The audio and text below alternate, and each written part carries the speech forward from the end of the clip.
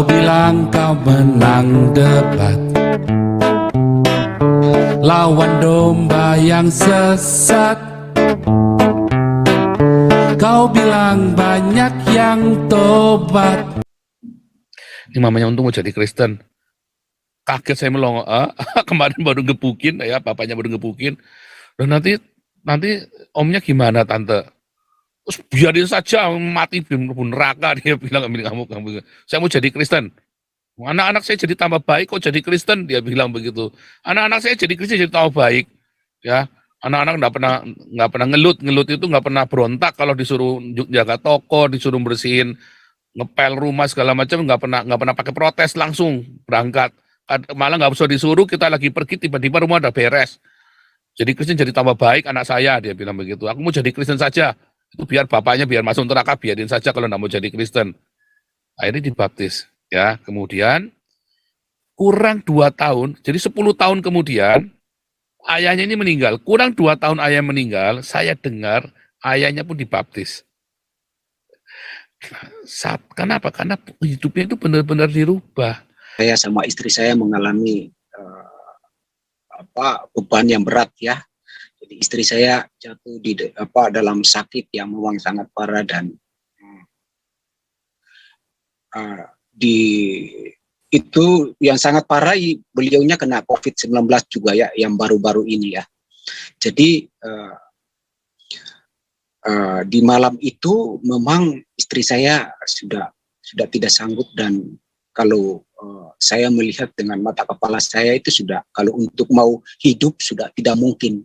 Sebetulnya istri saya itu harus meninggal dunia sebetulnya, tetapi di malam terakhir itu besoknya beliau cerita ke saya bahwa malam itu ada sosok berjubah putih, wajahnya bersinar, lalu berbicara kepada istri saya bahwa berbicaranya seperti ini, anakku, engkau tidak akan meninggal sebelum usia 70 tahun. Ya, ada student. Salam Pak Paul. Shalom. Sorry nih kalau ada ribut-ribut. Ya. Pak, saya mau tanya ke Pak Paul dan ke Bu Wivina, ya, kalau berkenan nih. Seberapa ilmiah atau seberapa alkitabiah kah law of attraction itu, Pak? Satu aja. Law of attraction dalam hal apa? Hukum tarik-menarik itu, Pak. Apa? Maksudnya dalam, misalnya nih, law of attraction kan gini, ada orang yang dia biasa berpikir positif, maka orang yang positif itu semua datang sama dia.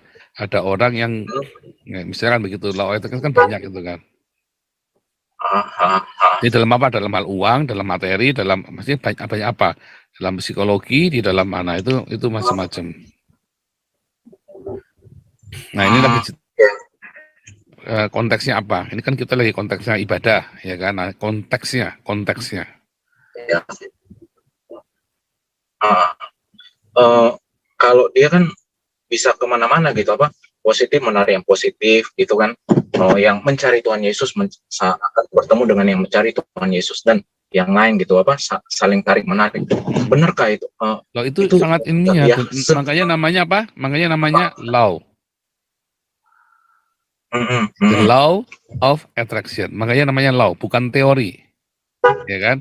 Kalau teori itu adalah sebuah hipotesa yang harus diuji. Tapi kalau namanya the law of attraction, maka itu sudah menjadi hukum. Orang akan berkumpul dengan tipenya dia. Kambing sama kambing, ya kan, domba sama domba, serigala sama serigala, ya kan, itu bukan teori, ya, itu law of attraction. Orang yang positif kumpulnya sama orang positif, orang yang tipe-tipe orang fanatik membabi buta yang nggak ngerti juga kumpulnya dengan orang yang begitu. Ya entah mengapa itu sudah law, namanya jadi law, ya kan. Nah, jadi kalau apakah itu sangat logis, rasional, dan sangat empiris, ya. Itu semuanya sudah terbukti secara empiris. Makanya jauh-jauh hari, ya, Alkitab mengatakan pergaulan yang buruk merusak kebiasaan yang baik. Itu law of attraction. Yesus bilang apa? Memiliki kepadanya akan ditambahkan. Barang siapa tidak memiliki, apa yang ada padanya justru akan diambil daripadanya. Contohnya, Anda kalau pergi ke bank, Anda nggak punya uang, lalu datang ke bank minta kredit, dikasih nggak sama bank? Belum tentu. Tapi kalau Anda punya uang 10 miliar, lalu Anda lagi diam di rumah, banknya malah datangin, Pak, ayo dong Pak ambil kredit. Ini kurang asem kan? Bank ini kan jahat juga kan? Nah, itu kan law of attraction. Barang siapa memiliki, kepadanya akan ditambahkan. Barang siapa tidak memiliki, apa yang ada padanya akan diambil malah. Lah kita lagi kere, ya kan? Bank datang, ya kan? Ya. Contoh saja lah kita naruh uang di bank. Kalau Anda naruh uang 500.000 di BCA, ya, maka tiap bulan akan makin berkurang uangnya itu. Benar nggak? Tapi kalau Anda naruh 100 juta, maka tiap bulan akan auto bertambah. Maksudnya tanpa ada kita ambil atau masukin lagi ya. Pokoknya diemin aja 100 juta itu di bank, di BCA, bukan deposit, pokoknya didiemin aja itu 100 juta itu di rekening itu. Maka tiap bulan akan otomatis bertambah. Tapi kalau Anda cuma naruh 500.000 di situ, tiap bulan akan otomatis berkurang. Iya kan? Aneh ya, aneh. Nah, sama kalau Anda minus, Anda kredit dari bank, banyak punya kredit, ya tiap bulan akan otomatis kreditnya itu bertambah, kredit berbunga, tambah minus, tambah minus, tambah minus. Tapi kalau ada positif di situ, maka akan makin bertambah. Barang siapa memiliki kepadanya akan ditambahkan. Itu kan law of attraction. Barang siapa tidak memiliki apa yang ada padanya akan diambil daripadanya. Wah, itu kalau kita bias sekali dan sangat rasional sekali. Itu penjelasannya, student. Oke. Terima kasih, masuk Pak. Ya kan? Masuk. Ya. Hati-hati ya. Terima kasih. Yesus ngomong itu benerannya. Jadi kalau hidup kita tidak berbuah, kalau orang, nah nanti kita mau belajar apa sih yang namanya diubahkan hidupnya. Kalau Anda tidak diubahkan hidupnya menjadi positif, Anda akan makin negatif hidupnya. Itu law of attraction. Ya. Nanti kita belajar ini sebentar. Nanti ya, nanti kita belajar.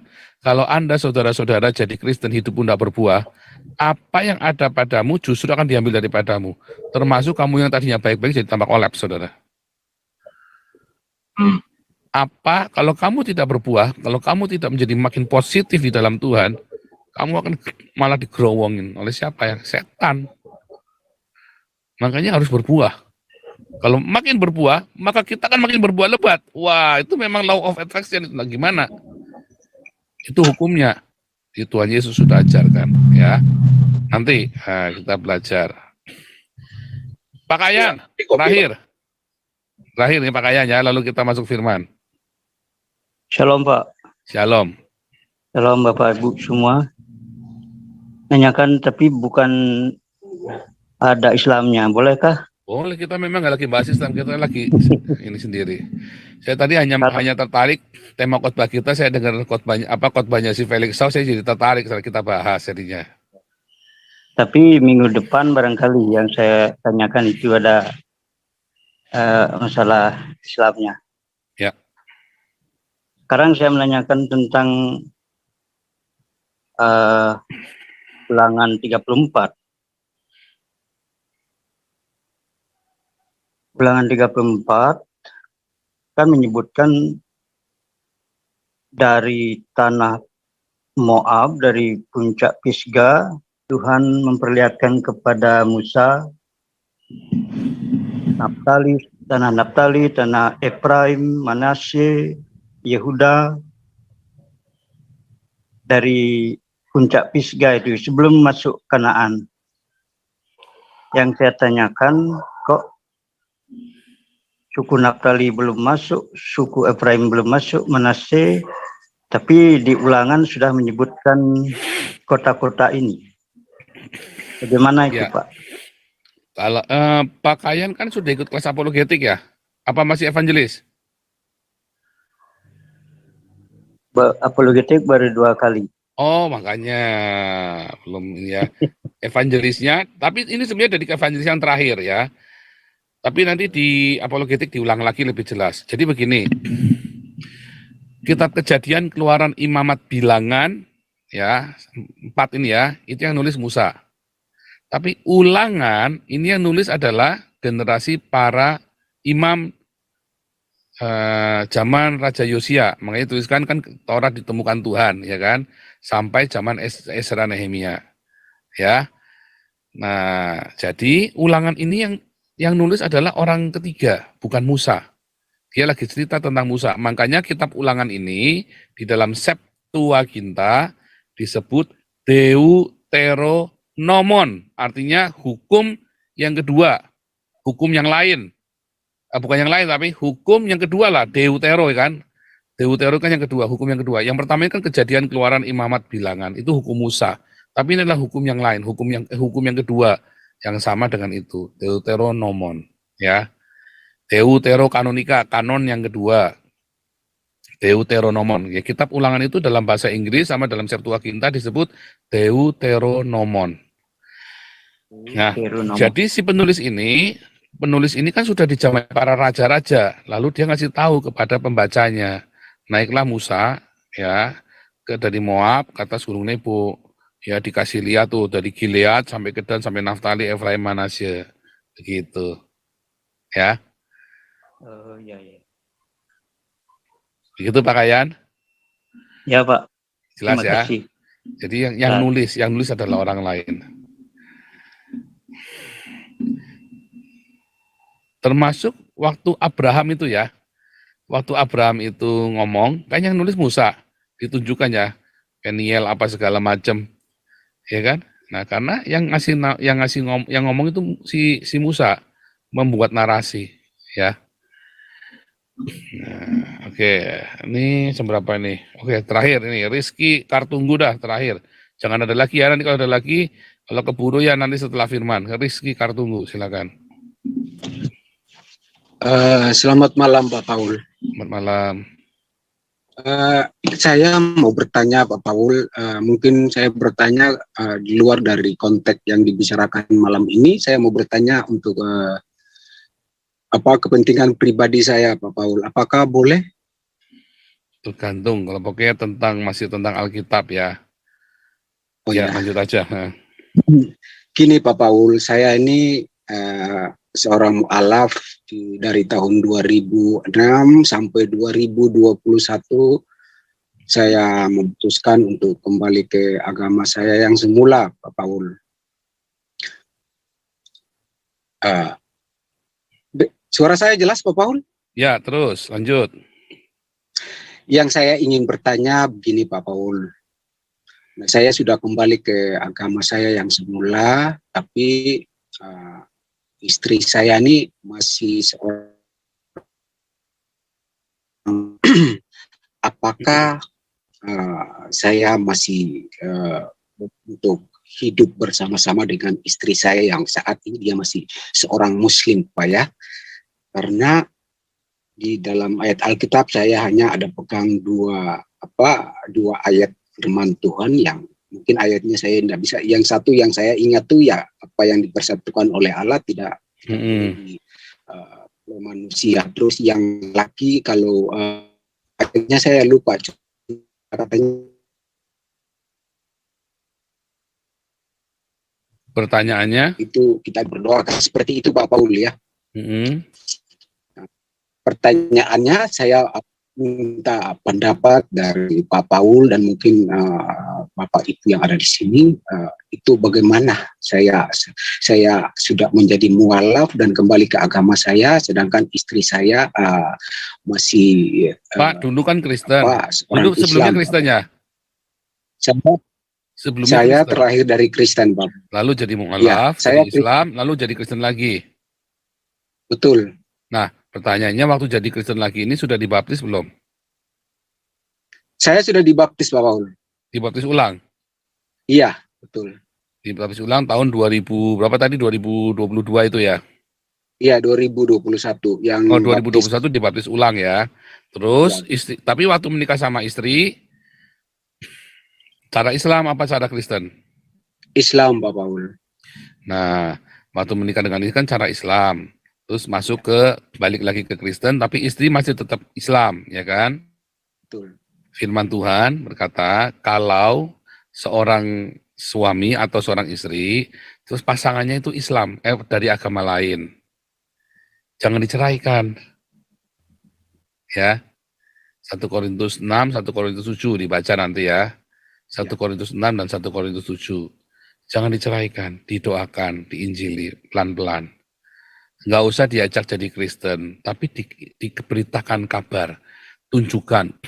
Pemberitaan yang paling baik adalah perubahan. Nah, ini kita mau belajar bahwa hidup kita dirubah ketika kita menerima Yesus. Banyak orang jadi Kristen, Kristennya itu cuma Kristen ikut-ikutan, atau dia nggak ngerti apa-apa. Dia cuma karena Kristen yang ada di perdebatan doang, bukan Kristen yang kelahiran baru. Itu bahaya. Kristen yang tidak lahir baru itu bahaya, ya. Merusak. Kristen yang tidak lahir baru itu merusak, ya, dan itu adalah jerat dari iblis juga, ya.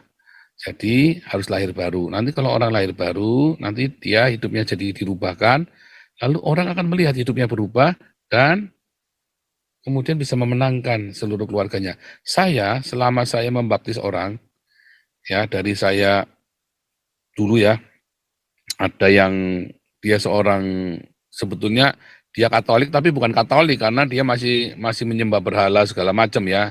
Jadi bukan Katolik juga, masih menyembah dewa-dewa ya. Bukan. Nah, terus kemudian waktu SMA kelas 3 itu saya injilin. Dia tetangga rumah sebelah rumah saya ya. Persis tetangga rumah sebelah saya. Nah, kemudian dia bertobat, terima Yesus, ya, sungguh-sungguh dia tetap di gereja Katolik, tapi sudah enggak menyembah dewa-dewa yang lain. Dia hanya percaya kepada Yesus dan tetap di gereja Katolik, ya. Wah, luar biasa cinta Tuhan. Hari pertama dia tahu, ya, dia dibaptis. Wah, bapaknya ngamuk, saudara. Kenapa? Saya kasih Alkitab. Ya, saya kasih Alkitab, di rumah ada Alkitab, bapaknya ngamuk mau dibakar Alkitabnya. Terus anak ini dibalok ya, digebukin pakai balok sama bapaknya. Tapi saya terus dia nangis ya, dia ke rumah saya. Dia ke rumah saya, dia cerita, kamu nggak apa-apa, yang sabar. Kamu terima Yesus dan kamu tetap bantu orang tua. Contoh saya juga bantu orang tua di rumah.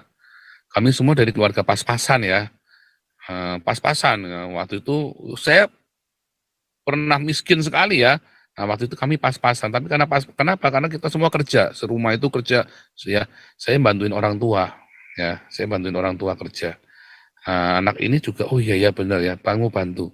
Biasanya kamu males-malesan kalau bantu orang tua. Sekarang tunjukkan, kamu jadi anak yang berbakti tanpa disuruh kamu. Terus dia lakukan semua, ya. Dia juga bintang kelas, ya, prestasinya juga bagus. Dia juga bantu orang tua. Dulu dia suka bantah, sekarang nggak pakai bantah. Pagi-pagi sudah bangun. Memang dirubah karena memang hatinya kasihan. Aku kasihan, dia nangis. Aku kasihan sama papaku, sama mamaku. Aku pengen mereka bertobat. Lalu saudara diem-diem, 2 adiknya bertobat, ya, karena ngelihat kakaknya berubah.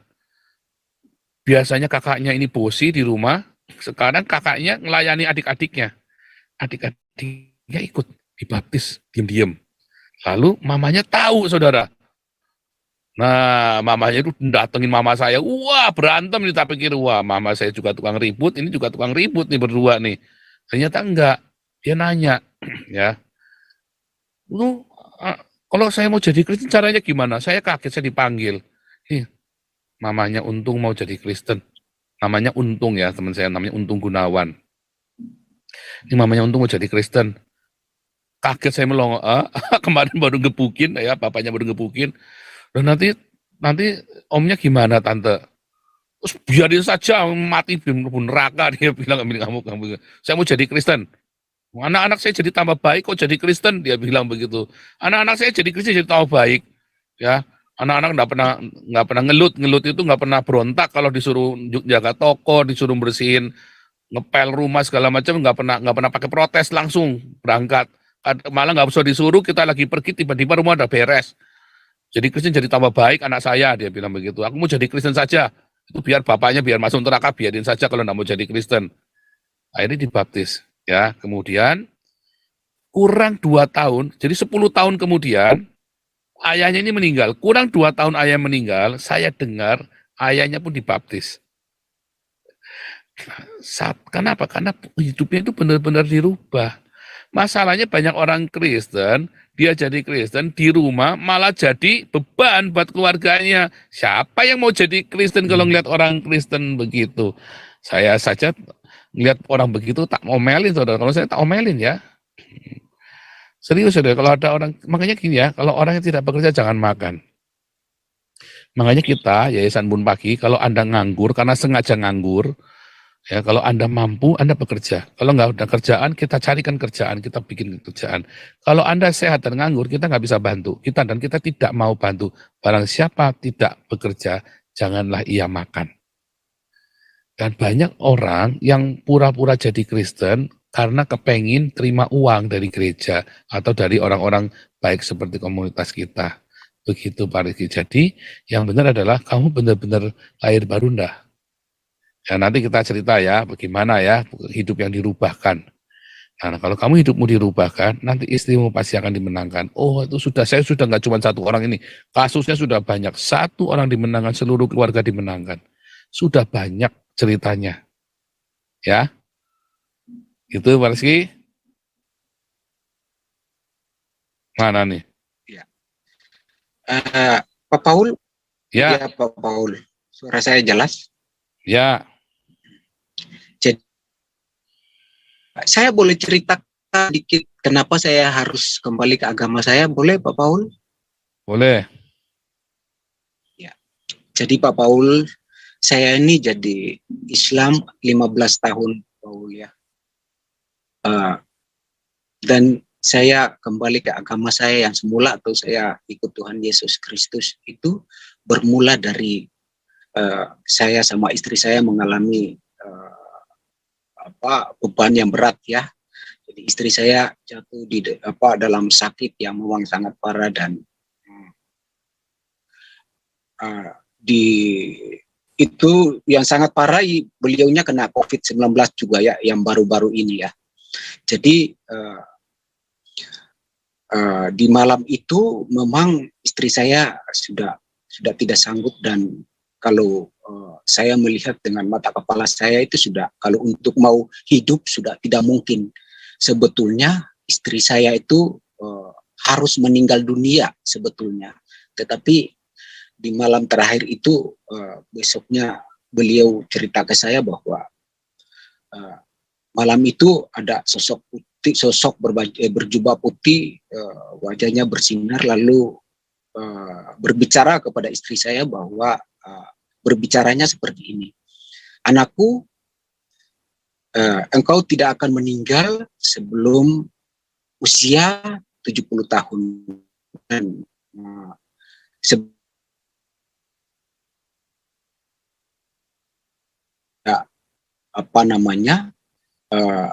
melihat penderitaan ini sudah tidak sanggup lagi dan di situ yang hati saya berbicara bahwa harus berdoa kepada Tuhan Yesus Kristus. Jadi bermulanya seperti itu Pak melalui proses penderitaan ini Pak. Kira-kira demikian Pak Paul. Iya. Lalu kenapa istrinya yang ketemu Tuhan Yesus itu istrinya atau Pak Rizky? Yang Ya, tadi Pak, yang dapat dari mimpi itu. sesinya